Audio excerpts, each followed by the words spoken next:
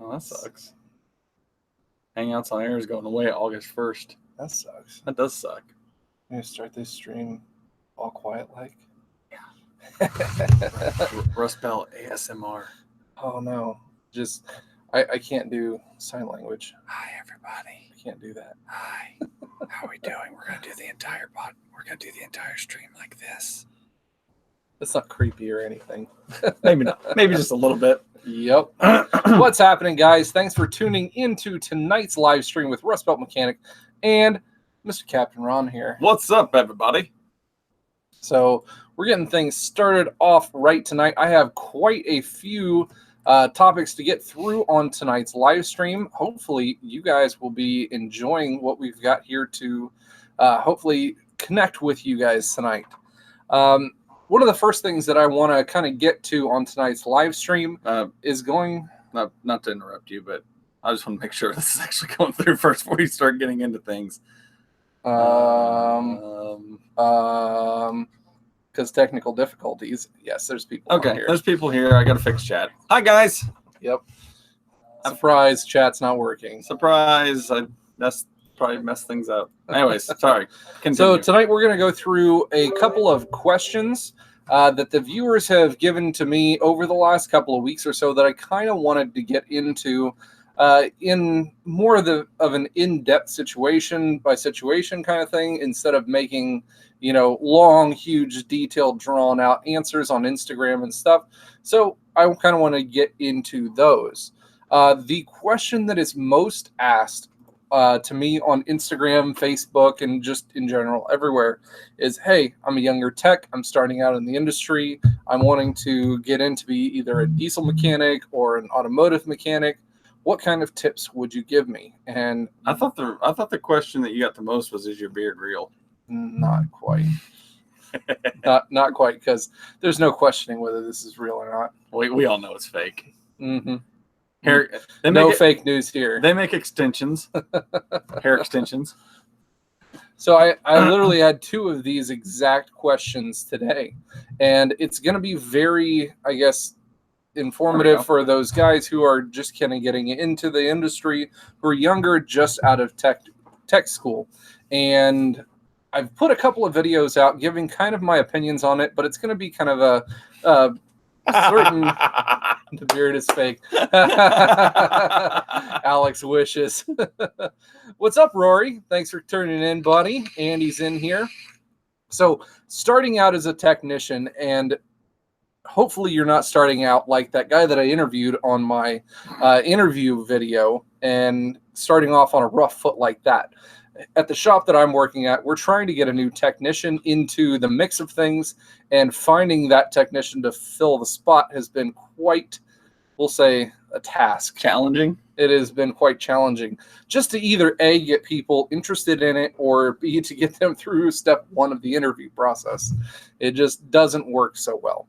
So one of the best things that I could, advise to you guys is, if this is something that you are wanting to start as a career, make sure you have as much background on yourself and information to what you are capable of doing in an available spot, ready to go, to be able to explain to a possible employer. Something to have readily or available to you is a really good resume. Now, I'm thinking about starting another video on how to do a proper resume for an automotive technician. And some of the points I would definitely want to get on that one is make sure you have a one-page resume. More than one page on a resume, multiple pages, usually gets people disinterested with what you have to do, what you have to say. They don't have time to flip back and forth through these resumes throughout your interview process. They're going to ask you the questions anyways, but if you have that nice, short, detailed one-page resume, that is the best thing to have for you in going into the job opening. If you don't like reading books, your employer's not going to like reading books, is basically what he's saying. Did I get this shirt off of?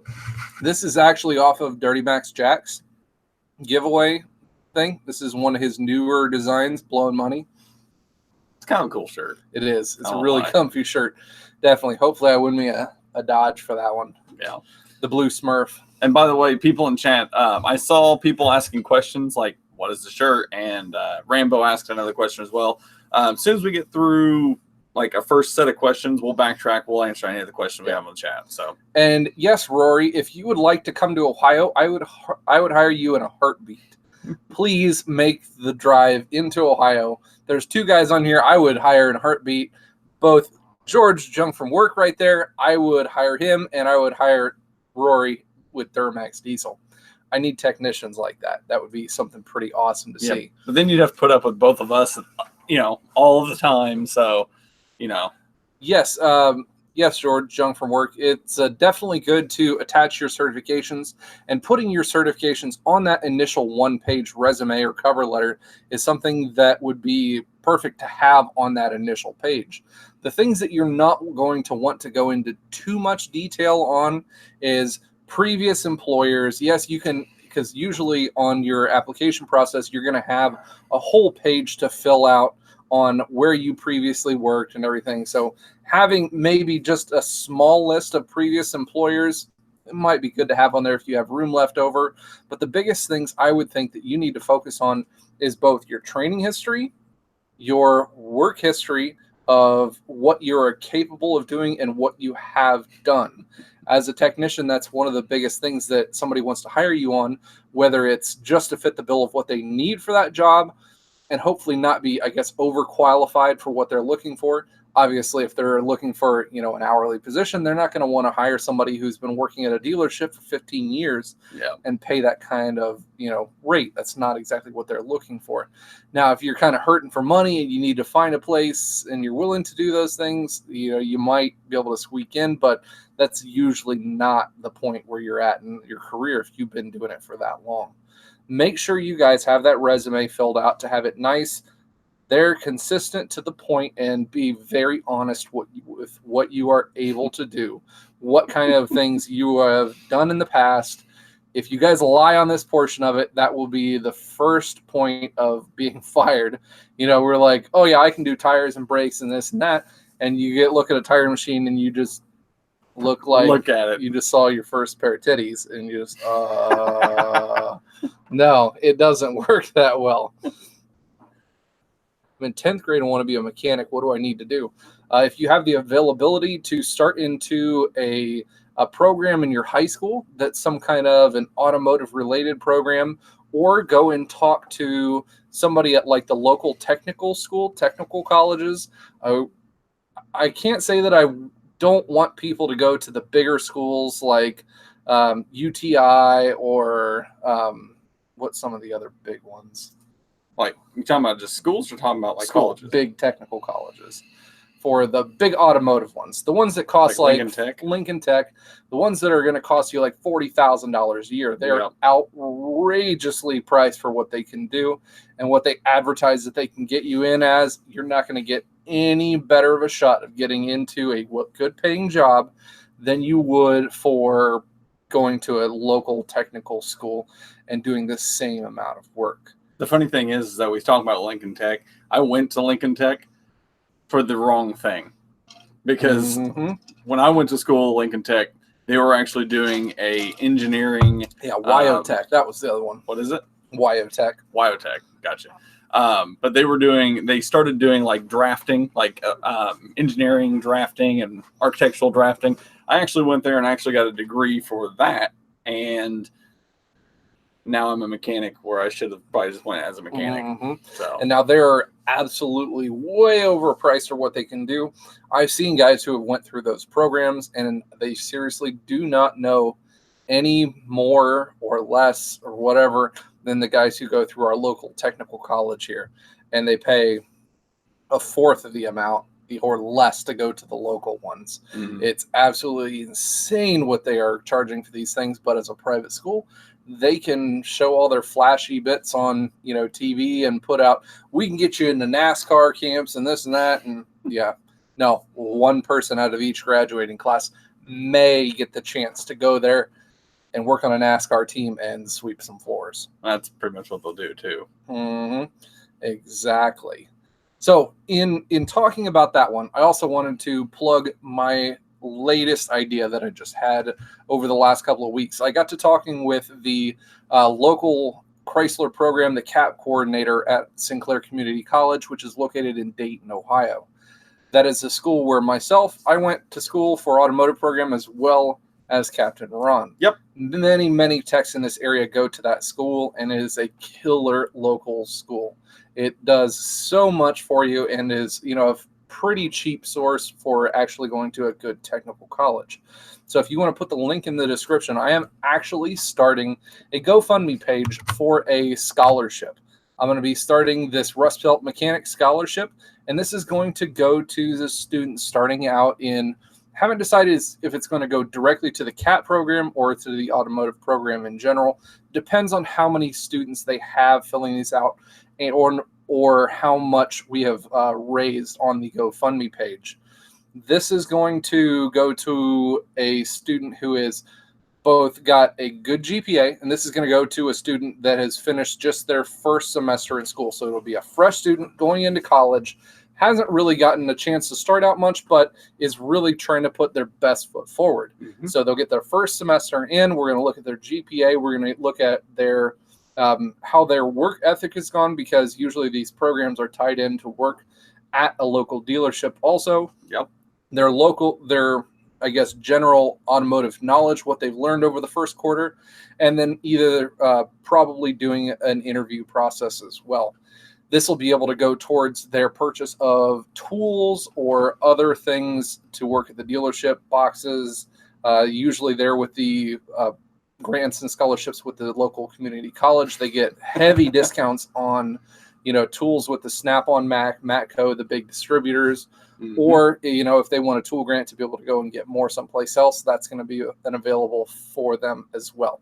So I'm going to plug that one a couple of times in here tonight, that if you guys have questions about it, just go to that one. And I put a description in there as well, saying pretty much exactly what I just said.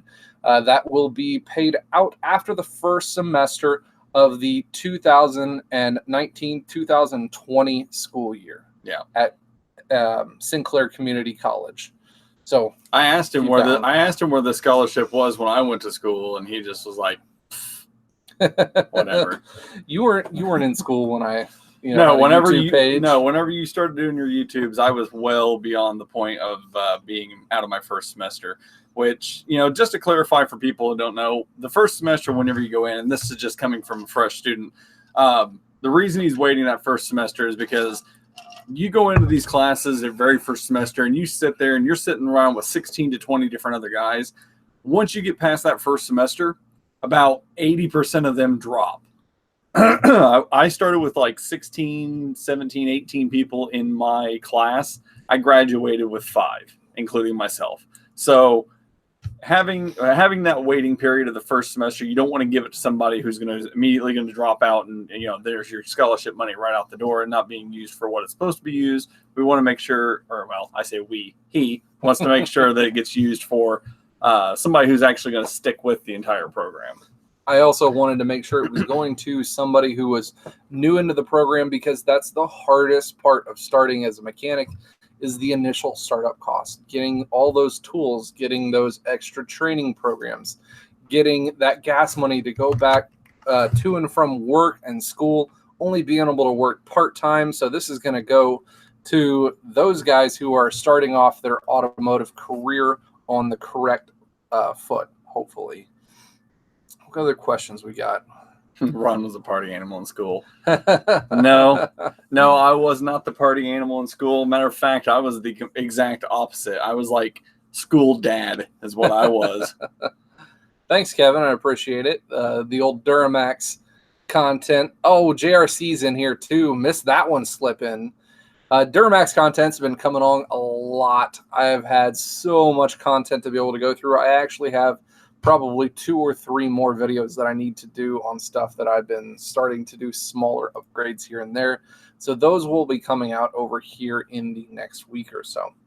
That kind of leads me into the next question that somebody had for me, and quite a few people have been asking this one, is how to get started in sponsorships. So this is going to be reaching out for both kinds of sponsorships, both the ones that you as a YouTube creator or Instagram content creator or something like that would be looking into trying to get, whether you're outreaching to companies or companies are outreaching to you. So one of the first, I guess, points that I'm going to come to is guys don't really understand what the idea of these companies, what they're actually looking for in a sponsorship. The sponsorship that these companies are giving is either in monetary value or usually in just giving you free products to be able to do reviews, doing videos on, and their stuff still costs money. You know, they don't make their stuff for absolutely nothing and try to, you know, get it out on that. This is paying for advertising in one way or another. Mm-hmm. So these things in costing money, they want to be able to see a return in the products that they are giving you. They want to see what kind of followers you guys have. They want to see what kind of content you create, how well you create it, and how well you are describing the product that they are giving you. A big thing is obviously going to be, you know, the number of people that your outreach is to. So yeah, it is kind of a big thing whether you have, you know, as little as 500 subscribers or you have, you know, 50,000 subscribers. They're obviously kind of going to go for the 50,000 one more easily, and you'll be able to, you know, kind of get those a whole lot easier. But it is not impossible for a 500 subscriber channel to get some really decent I guess, giveaways or some things to review from companies. Mm-hmm. So the biggest thing that I would say to do is definitely reach out to companies that you are interested in. But also keep in mind that at that rate, companies are wanting to see a rate of return from their investment of giving you parts or time or whatever it might be. Yep. So if you guys don't have that large of a following, they might ask you to purchase it and maybe at a discounted rate. So you guys are going to have to spend money to be able to get the content to make money. Yeah. The first 4 or 5 sponsorships that I ended up picking up here on YouTube were definitely not free ones, not by any means. I had to pay quite a bit of money out in my first 6 months as a YouTube creator just on getting the products to be able to do these reviews on. After I got some of those reviews under my belt, companies started seeing that outward reach towards my, you know, follower base and seeing that people actually had interaction with what I was showing them. So at that point, they were like, oh yeah, this guy knows, you know, pretty much what he's talking about, and he's able to get his ideas across. So once you can show that on your channel, then people are more than likely to give you those sponsorships at a better rate or maybe even free ones. I don't think I started getting free, like 100% free products until after I hit about 4,000 to 5,000 subscribers, right around there. Yeah. Even Captain Ron here got himself one to do here this last week, didn't you? Yep. I got a sponsorship through Boost Auto. I hit them up and asked them because they got these retrofit key fobs for the older GM vehicles that look like the newer key fobs for the newer GM vehicles. I hit them up, and that at first they were like, you know, hey, you know, we can if you buy one, we'll once you review, you know, once you do the video on it, we'll give you 50% of it back and credit it back to you. So I was able to end up getting one of those key fobs, and then basically turned right around, did a video on it, and they were super happy about it.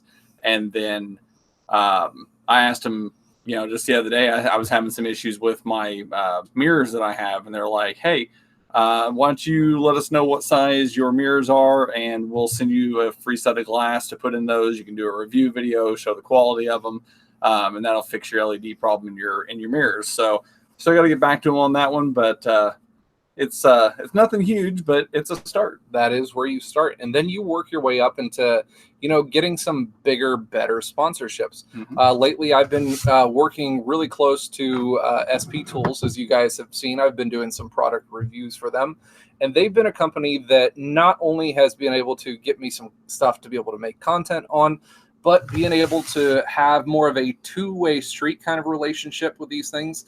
People who are coming out with new products, they want them reviewed put onto a YouTube channel, but they also want hands-on testing for them as well. Mhm. If you're in, say, the automotive field, you want to be able to offer that to these companies coming out, saying, yes, I have a shop. I'm able to use these on a day-to-day basis. I'm able to give you feedback.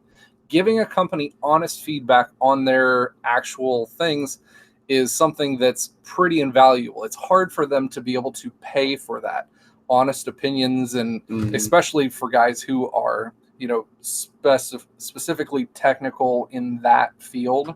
They understand what those products are for, how they're used, and how they relate to other companies who put out like products in the field as well. So if you're able to offer that to these companies, it works out really well on a two-way street. Like I said, that's something I've been doing with SP Tools here, being able to work with them, as well as some of the scan tools with Top Don USA. I'm sure you guys have seen the videos that I've done with the Top Don Artipad and the Arta Mini. Those scan tools, I was able to work back and forth with some of their technical guys when they were first kind of dropping these things here in the US, and being able to iron out some of the kinks and making them a bigger and better product to be able to get out to the masses. So yeah, Mr. Captain Ron here has dropped a link here, just an update for you guys who have come in just recently.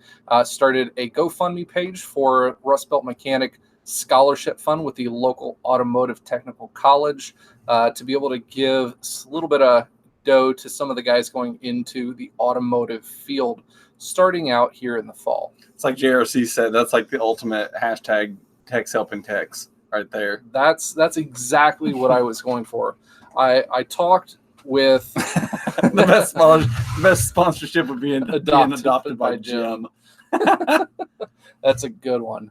No, I was actually talking with the CAP coordinator there at Sinclair Community College, and when the guys graduate from these things, they might have a couple of little things that they might be able to get rewards and everything, but it's never in the monetary value. And the high schools are very, very stingy these days on giving out grants and things to guys that are coming out of high school and going into college. Yeah. And getting into the automotive field, the hardest part is the startup cost. So being able to get that startup costs and, kind of break that bill down a little bit for those guys getting into the technical field and the automotive field, hopefully that, lessens the blow to the pocketbook as well as going to school for that amount. I mean, Sinclair's already got a tool scholarship as well. And I mean, even I applied for it, and I'm pretty sure that everybody that was in my class applied for it. And that tool scholarship goes not only covers Mopar, but they also cover the GMA SEP, the Honda program, all the other comprehensive programs that are there for the automotive department. So it's not just like one department gets one and then one department gets one. It's out of everybody. So you're looking at somewhere around 50 to 70 people who are applying for this potentially. And, it's like we'll call it a 1 in 100 chance of getting a tool grant that will actually benefit you. So having that kind of scholarship there, just from a past student perspective, definitely helps for other technicians that are there. Kevin, he asked a question. He said, since he's just starting out at a young age, I believe he's 17, just getting into the automotive field, should I spend the money on Snap-on or should I wait till I go to college? My biggest piece of advice on that one would be to buy off-brand, buy cheap until you go to school. When you go to school, you get a between 40 and 60% discount, usually on the Snap-on Mac and Matco brands. Through their student programs, they usually cut a big break to the students getting into the field, trying to lessen that blow as well, getting tools in under your belt. Maybe get a starter set when you first start through them, but then I personally would say wait until you go to graduate before you buy like your biggest amount of tools. At the point where you're getting ready to graduate, you will have, the starting time, you will have the in-shop hands-on time, and you'll have 2 years under your belt going through the motions and actually working with technicians who are, have been doing this for years and years and seeing what tools they use most often. And that's going to be the biggest tell for you going into whatever specific field it is that you're going into, whether that be automotive, maybe it's electrical based mostly, or maybe you're getting into diesel. Depending on which area you're going into, it might just be something that you guys need to pay attention to, those more experienced technicians that you're starting off with. Yeah. Thank you, 410, for that donation into the Rust Belt Mechanics Scholarship Fund.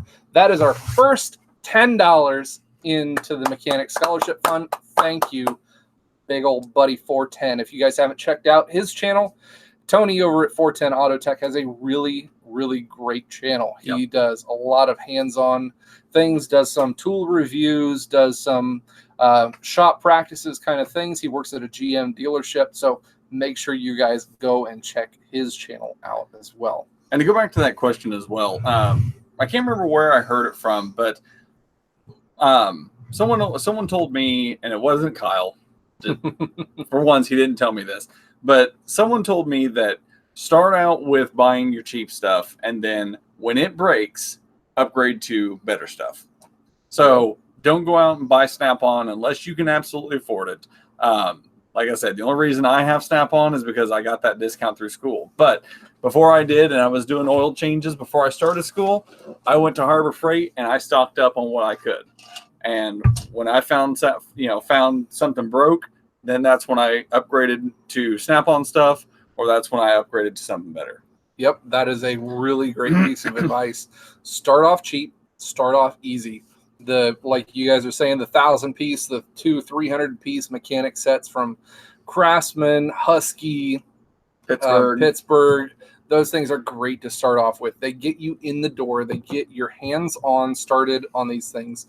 And then you will find out the tools that you break over the first year or so. You're like, now that my budget can hopefully be able to, afford a little bit better here and there, maybe you upgrade at that point, because you'll know that those tools that you use day in and day out, those are going to be the ones that will show the most wear and they will break more often. So once you've broken something once or twice and have a kind of a pain in the butt time getting it replaced, that's the point in which you upgrade to something better. The other thing you want to look into as well is that I know you said you're just starting out. The other thing you'll want to look into as well is to see what reps come to your dealership. Like, for instance, we've got a Matco and we've got a Snap-on rep that comes to our dealership.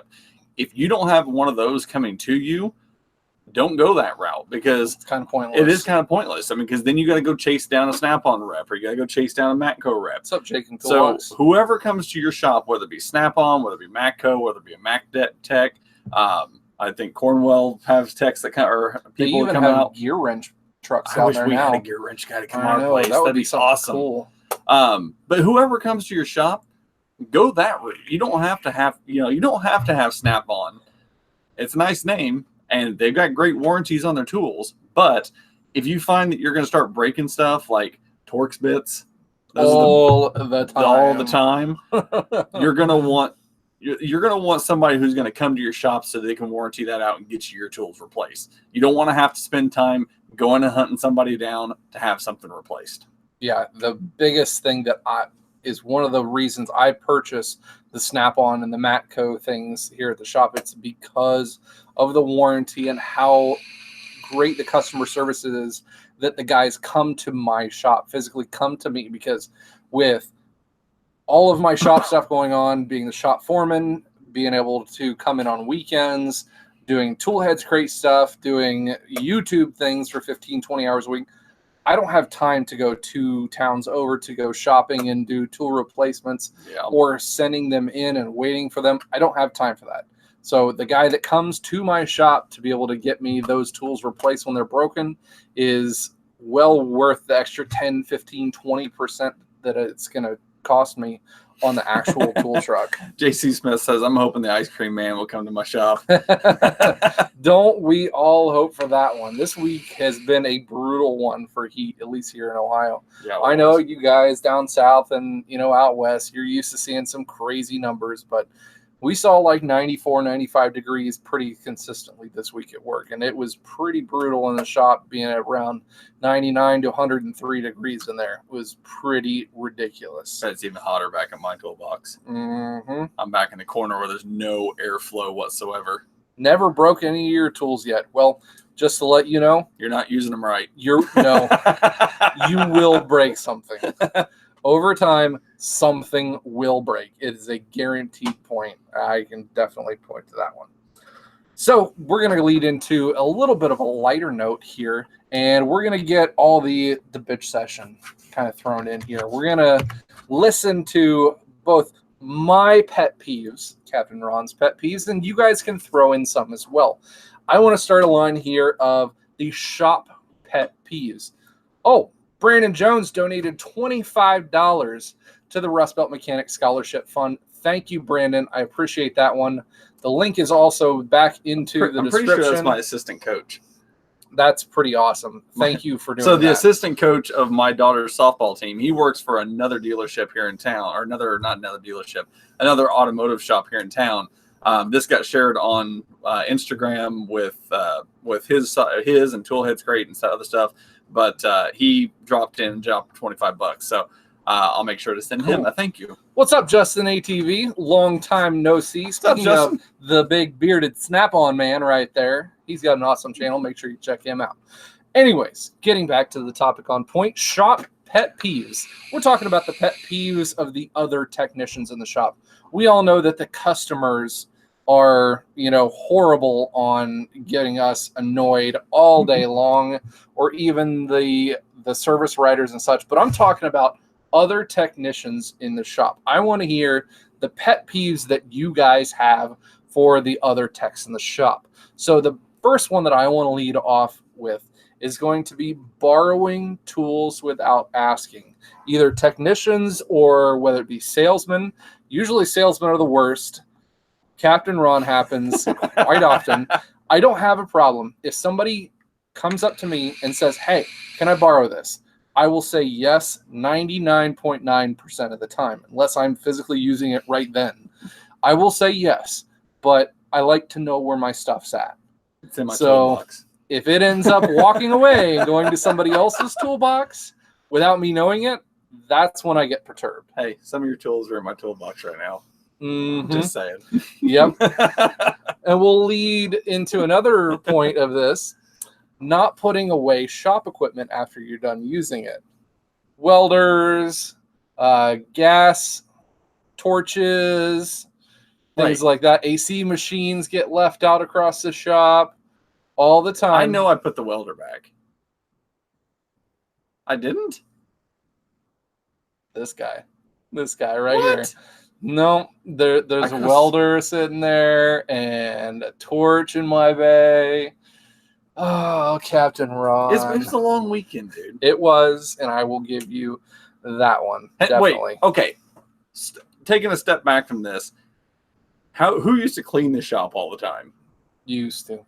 Where's the used to? Tell me when I got time now. I used to. I used to too, so I get a reprieve for this one time.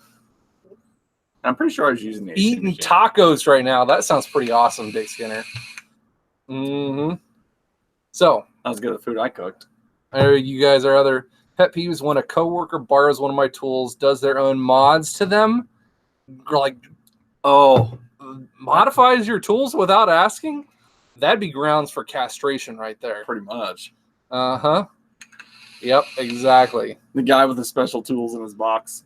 Oh, yeah. Those ones. The guys who hoards all the special tools, puts them in his box. Now, we used to have a pretty bad time of that one. They all got stuffed into these other techs' boxes. That's when our owner decided to, hey, we're going to have a toolbox, like a Snap-on toolbox down in the shop. Yep. And those main things that you guys use all of the time, it's going in there. So in that 30-inch roll cab cart, all the time you use special tools are going to go in there. We're going to catalog them, put them in there. So there should be no reason at all that any special tools should be stuffed into somebody's box down into the shop. Have a guy so green he doesn't know the basic tools names. Yeah, I can see that one. That was me. Where's that one thing that you do the stuff with? That one thing of a jig. That one with thing. the springy thing. With the claw like this. You just That was me. I won't lie. Parts department taking forever when you're in a hurry. That's just typical. Absolutely. Stuff. Now, so one of the small things that irks me to no end. So when you're using an AC machine, for all you guys in here, who use AC machines. I know exactly what you're going to say. After you charge a system and you're checking the pressures and everything like that, after you're done, you don't just unhook the lines and roll the lines up and put the thing away. Those lines are still filled with Freon. If you don't evacuate what's in the lines, there's still usually between 1/2 and 3/4 of a pound stuck in those lines. So the next time when I go to hook up to a vehicle, if I don't pay attention and see, is there pressure on the gauges? Then either I have to check that, or I have to actually pull a vacuum and suck the Freon that's in those lines out because the machine got shut off before I can even start anything of what I do. Now, if you're talking about using the newer 134 machines or even the newest 1234 YF machines, how much of a pain in the ass is it to do a recovery? Very. A big pain in the butt. Especially on the 1234 machine. Mm-hmm. So if you leave 1/2 to 3/4 of a pound left in those lines and I have to use the machine next and I have to wait 1/2 an hour to do a full recovery on what's left in the lines, it bugs me so much to get that damn machine out and see pressure still on there. That's such a big pain in the butt. Jake says messy techs that have their bench covered in junk. Can't find the top of their bench. I can definitely get that one. Yep, definitely could get You got that one of those. There's one of those everywhere. Not putting grease tubes back in the grease guns. And we don't use grease guns that much, so it's not that huge of a deal. But like the 134 and the 1234 dye, we have a dye injector gun because our machine doesn't inject the dye. Having that pumped out and there's no dye left in those stupid tubes. This much? Yeah, there's not even 1/4 of an ounce left in there. And then all of a sudden, okay, now I got to take this apart, go find the tubes, fill it back up. No, when it's empty, refill it. Such a pain in the butt. I know. I'm kind of jealous of you guys.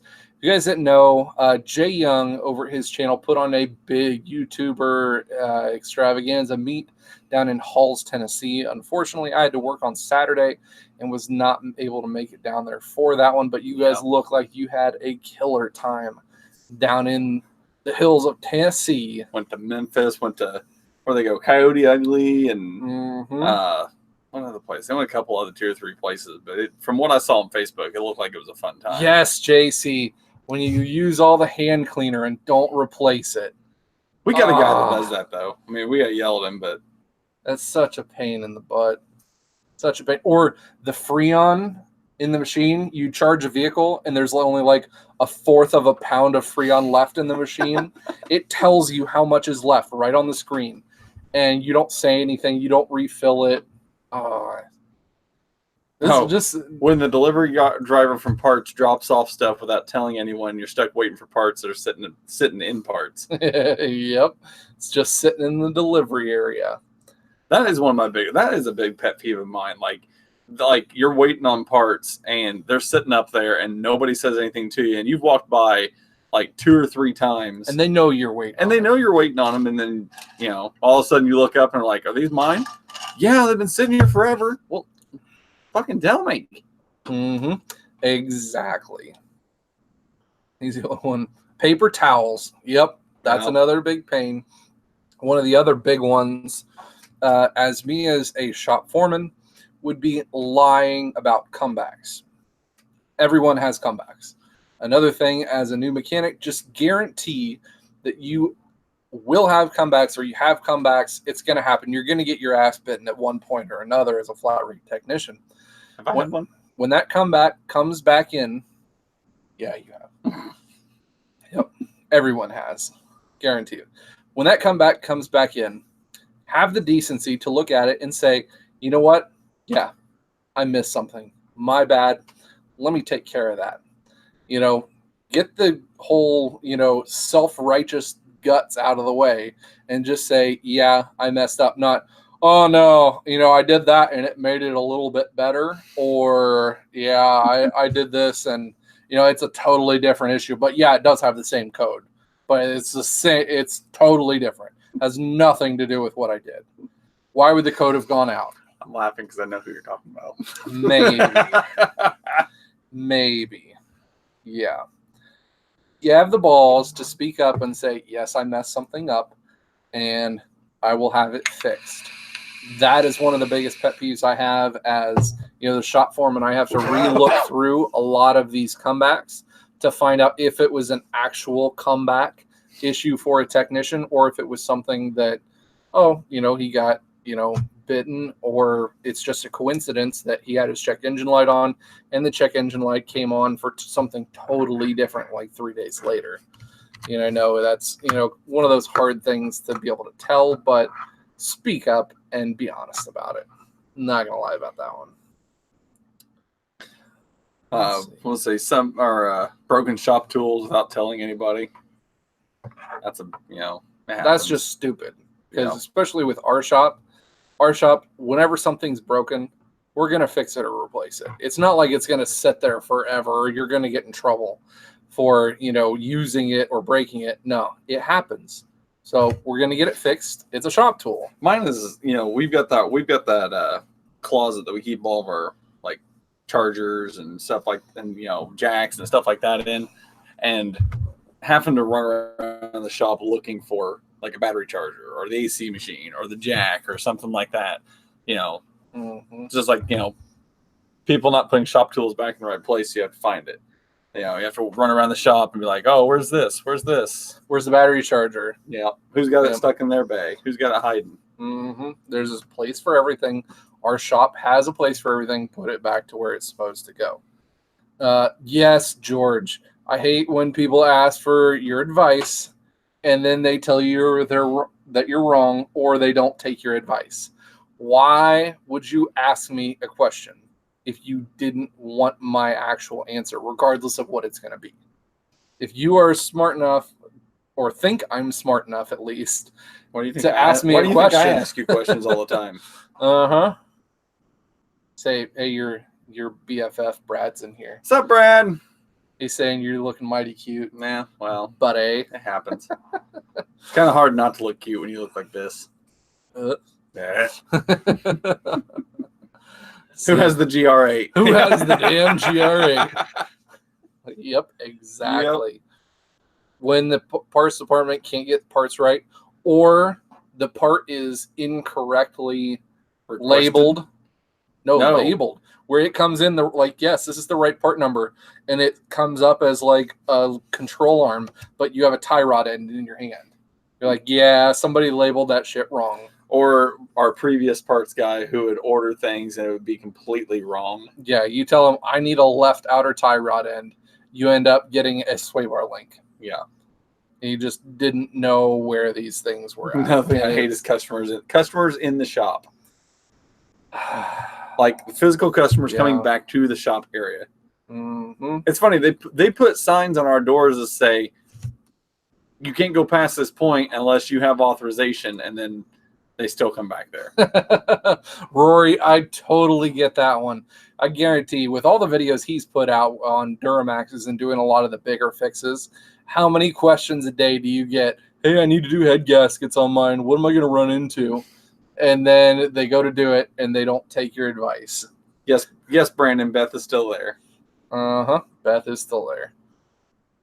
Yeah, that is so annoying, being able to answer a guy's question that he has the gall to ask, and then he doesn't take your advice. Customers that sneak into the shop and ask you 10,000 questions while you're trying to work. So in our shop, they decided for legal reasons on all of the doorways that lead into the shop that says no customers permitted beyond this point.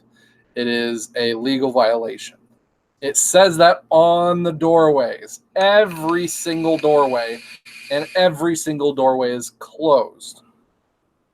And the customers will still, after seeing that in bright, bold, silver letters, try to come into the shop. They don't look. And these letters, they're like 4 to 5 inches tall. They don't look. Dude. It is so And annoying. plus, it doesn't help whenever, here's the door, and then here's a big ass garage door that's standing wide open. Just walk right through the garage door. Mm-hmm. Or the ones that maybe they won't come in to the shop, but they will look and they will stand there just like this, standing right outside the edge of the doorway. Making sure I don't want you touching my vehicle, boy. Then don't bring it to us. Exactly. If you don't trust me enough to work on your vehicle, don't bring it to me. I don't want to see you in here. I get a laugh whenever I see the customers like peeking through the freaking door windows, like they're like looking all around like this, trying to see what's going on. Mm-hmm. I just stand there and laugh. Yep, exactly. Another pet peeve of mine is lazy wiring jobs. So another pet peeve of mine for the guys who work in the shop, we have to install a lot of these things called pastimes. And they are pretty much a little black box that is able to shut off the ignition from starting if a customer is not paid for, made a payment on their vehicle. So we install these, and for those times that I have to look at Scotch locks, I'm twitching right now just thinking about the word Scotch lock. I cannot physically stand Scotch locks. 3 times in the last 2 months, I have walked over to the parts bin, which our parts supplier for our electrical butt connectors and little shop supplies is a company called Tifco. So he comes in, he looks and sees what's missing, and he replaces them. I walked in, and I took all the Scotch locks, and I dumped them into a big cardboard box, taped it shut, and set it on top. And said, we don't want these. I don't want them. I don't want to see them. He forgets, and he comes back the next week, and he refills the Scotch lock bin. So now I don't want to see Scotch locks in this place. Junk from Work says if you use Scotch locks at our shop, you get fired. That is exactly right. That's why I said I don't even want to see him in the shop. But he keeps on refilling this stupid bin. And I'm like, I don't even want this bin in here. Stop bringing them in. You Scotch lock. Nope. Absolutely hate them. As you guys can see on my video where I installed my Opt7 rear tailgate light, all of my trailer harness was Scotch locked in for the 7-pin inside the bed. It was such a depressing time having to cut through all of that nasty wiring because living here in the Rust Belt, Scotch locks just do not work. So Duramax Diesel wants to know what a Scotch lock is. What the fuck is a Scotch lock? Just do yourself a favor. Don't look it up. Yeah. It's those little plastic crimps with a single metal sleeve with its like little U thing, and you pinch it and it cuts into a wire. Instead of physically soldering 2 wires together or tapping into another one, twisting the wires together, soldering them, heat shrink, nice and sealed up, it just literally crimps 2 wires together. So we can go back to using wire nuts if you want. Yeah, wire nuts. We're going to use interior wire nuts on this kind of stuff. Just like a ceiling fan. It's fine. Guy is asking what's wrong with his AC. Asked for pressure readings. Went off. Ambient temp, pressure, one compressor on. He says low. I asked for specifics. He said no signs of leaks.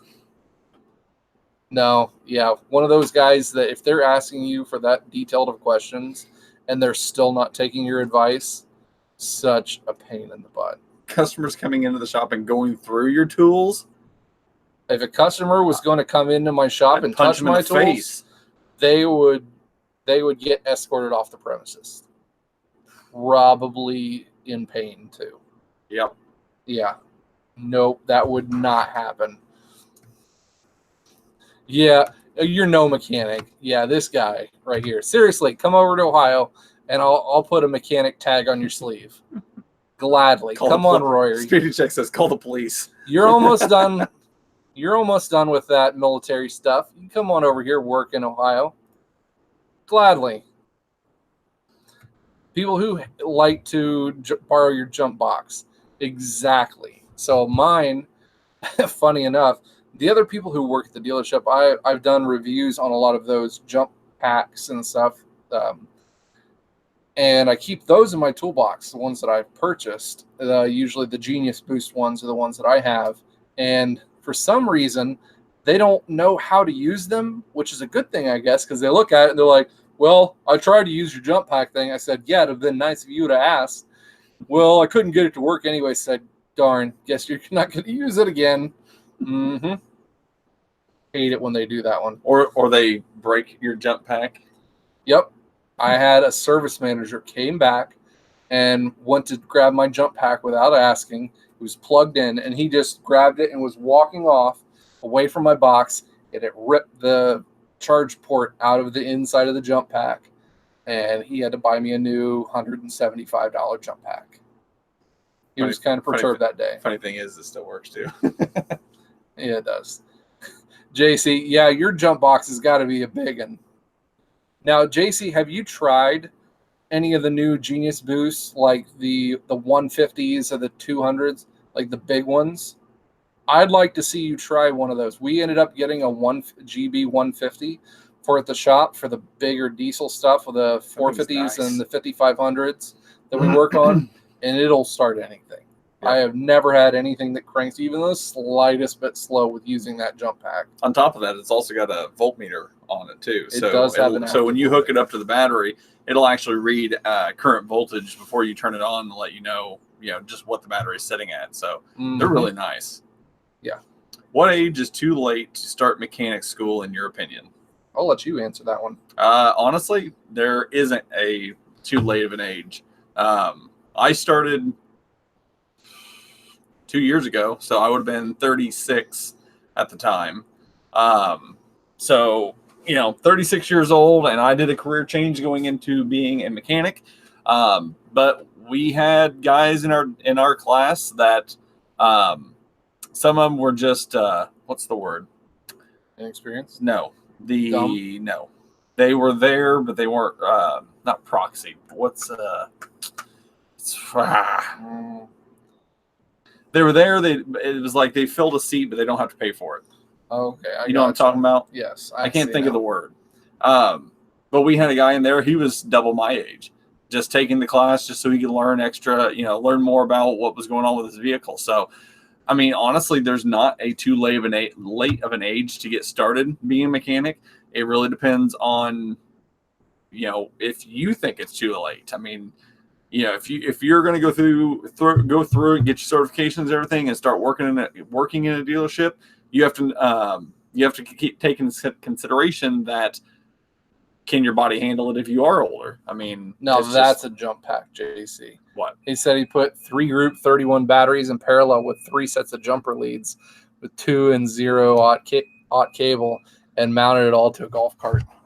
Now that is a jump pack. That is a jump pack. That's a crazy jump pack.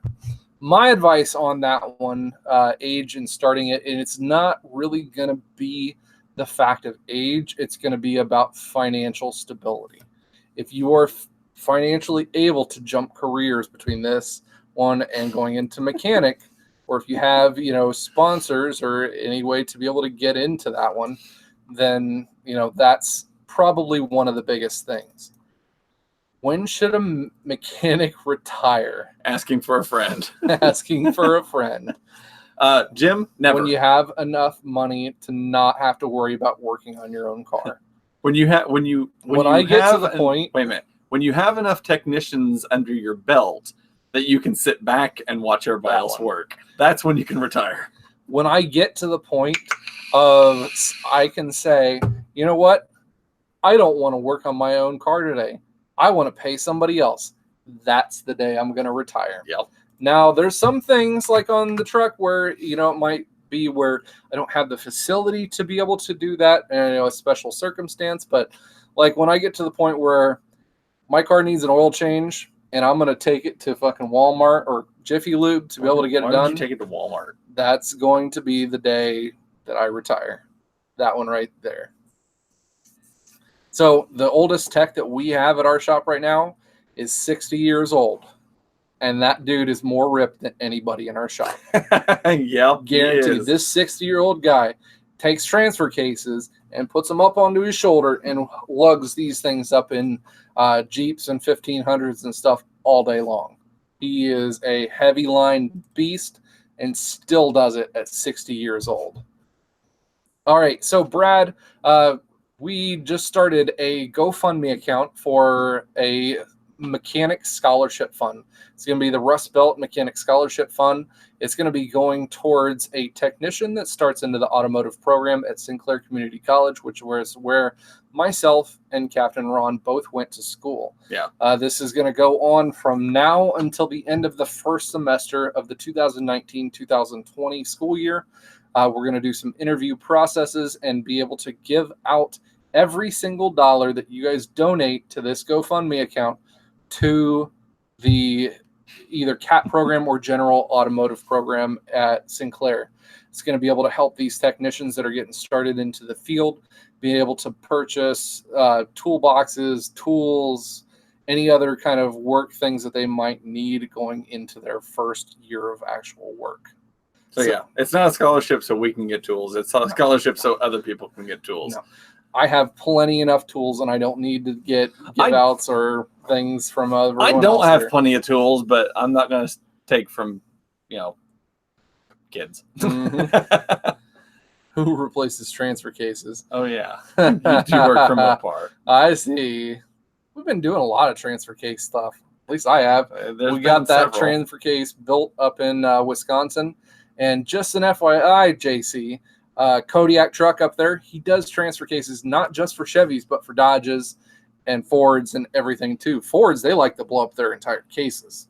They don't just come apart in little bits here and there. They blow up the whole thing out the door. You're never going to see it again. Yep. But Mark up at Kodiak Trucks does the best job at rebuilding and beefing up any transfer case on the market right now.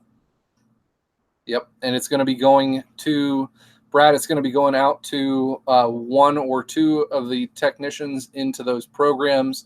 You can read more on the information on the GoFundMe page. George, I do not steal from kids. Good God. Yes, Mark is the man. The conversion, they never came off the line as four-wheel drive. No, it's not a Kodiak. It's Kodiak Trucks. That is his business name. Back in the day, when I believe it was 70s, 80s, he was in the first initial big monster truck scene, and he drove the big Kodiak monster truck on the monster truck scene. So that's where his name Kodiak Truck comes from. They worked on a couple of Kodiak trucks, but that's not where that name comes from. Hashtag Captain Ron Future Sweatshop for Kids. Yep, exactly. It's called a dirty old sweatshop. Uh-huh. So yeah, the other thing that I wanted to kind of get to here on the end of the live stream here, because there is a couple of other ones that are going to be going live here in a second. The maintenance man and a couple other guys are going to be going live here soon. Toolheads Crate. We've had a lot of questions on Toolheads Crate. Toolheads Crate, if you guys don't know, is the monthly subscription service that myself, Mr. JRC54, and Captain Ron have been putting on here for the last 5 months or so. And one of the other things we get is guys coming in. That's right, Novotaz goes live at 9 also. So we get questions all the time on resubscribing. So guys that have subscribed to a crate, these things will automatically renew. Yes. It will tell you that when you go to sign up for the Toolheads Crate every time, whether it's a 1 month, a 3 month, a 6 month, or a 1 year subscription, they are set to automatically renew. So if you don't want it to automatically renew, you need to turn that off. It is just a feature that automatically happens through the site and the server unit that we are working on. So just keep that one in mind for that.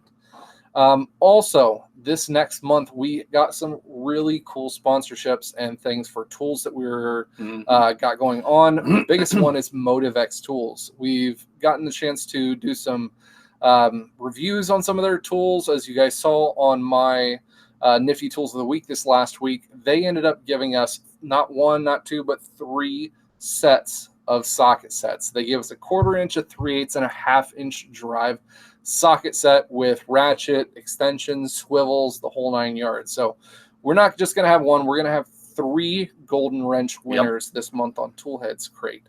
We've also put out quite a few different promotions on Instagram. We're kind of trying to grow our Instagram account as well to be able to get the information out there easier and faster for you guys who are wanting to know that.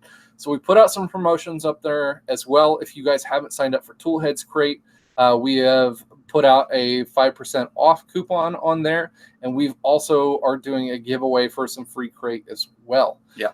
That one of which we're going to go live on Instagram over on the 9th, which is this coming Tuesday. That's usually the cutoff date that we have for our monthly subscription. So right there, that's when we're kind of going to be cutting things off. So the winner will be announced the evening after 5:30 this coming Tuesday. So if you guys are not subscribed to Toolheads Crate on Instagram, make sure you guys subscribe to that one, because that's where we'll be going live through. Not mine, not Captain Ron's, but Toolheads Crate, their actual Instagram account. So make sure you guys give that one a follow. It's freaking stop. Stop clicking. It'll stop dinging. Just stop. But it's annoying me. Yeah, I know. All right, so back to the Instagram thing. So if you guys go over to Instagram, make sure you guys, like he said, follow Toolheads Crate. The free crate that we're doing for the month of July, if you go, you tag 2 friends and make sure you're following us on Instagram. Thank you, Jim. Then you are entered into a giveaway for a free month crate for the month of July. Like he said, also the 5% discount on new subscriptions. That is, I think it's July crate, all one word, gets you a 5% discount. So if you guys know of anybody who wants to get in on this, they can go over to Toolheads Crate's website, use that coupon code, get 5% off, and that'll take care of that. So Mason, yep, unfortunately that one is only over on Instagram, that giveaway. But the golden wrenches, you don't have to have an Instagram account for that one. Nope. If you can just sign up for the Toolheads Crate, that automatically gets you put in, because we just do random drawing from subscribers who get the monthly crate for those golden wrench things. And sometimes we don't even know who puts them in or who gets them. We end up putting the wrenches in. My son puts them in. Somebody puts them into random boxes, and then we'll put stickers on all of them later. So when you guys get one of those wrenches, you have to let us know that you got it, because we sent it out to you. So you got to let us know. We have no idea. Mm-hmm. But yeah, we're going to have, just for keeping with the July theme, we're going to have a red, a white, and a blue wrench. One of them is going to win the 1/2 inch set. One of them is going to win the 3/8 set. One's going to win the 1/4 inch set. 1/2 inch. So, yeah, I said You 1/2 said inch. 1/4 inch. I had 3/8 and then 1/2. Whatever. All 3 sets are going out. Red, white, and blue. America. So make sure you guys get signed up for Toolheads Crate. You got until the 9th at Midnight on Tuesday. Yeah, midnight on Tuesday to get in on that. Going back to chat, Kevin asked how much the subscription for Toolheads Crate is. It is $35.99 a month plus your shipping. So just keep that in mind as well. And then someone else also asked, Kevin also asked, is there any way you could do a cheaper Toolheads Crate for people like me? We probably won't be doing any cheaper Toolheads Crates. However, we are going to start looking into selling items individually from past crates, or doing a past crate purchase box, a one-time box. So if there was a crate that you missed that you really liked and you wanted to get the tools out of that, we're going to try to get some of those crates up, but we're also going to be selling the crates, or not the crates, but we're going to be selling the contents of the crates individually as well from the website, and we just got to get that put up there. That is the other big thing. JRC54, if you guys haven't checked out his channel, he is doing a huge giveaway on his channel. He's going to be paying off at least portion or mostly or all of somebody's tool truck account. I guess I need to get a Toolheads Crate now. It's kind of crazy. All you have to do is you have to subscribe to all of us, Jim, Ron, and me. And you also have to sign up for Toolheads Crate, which is the $35.99 a month. Sign up for a month of that one, and you'll be put into that drawing. Make sure you go and check out his channel as well. Jim, if you want to put a link up to where they need to go for getting in on that one, you can do that one also. Andrew said he wants Jim's 1/4 inch in his box.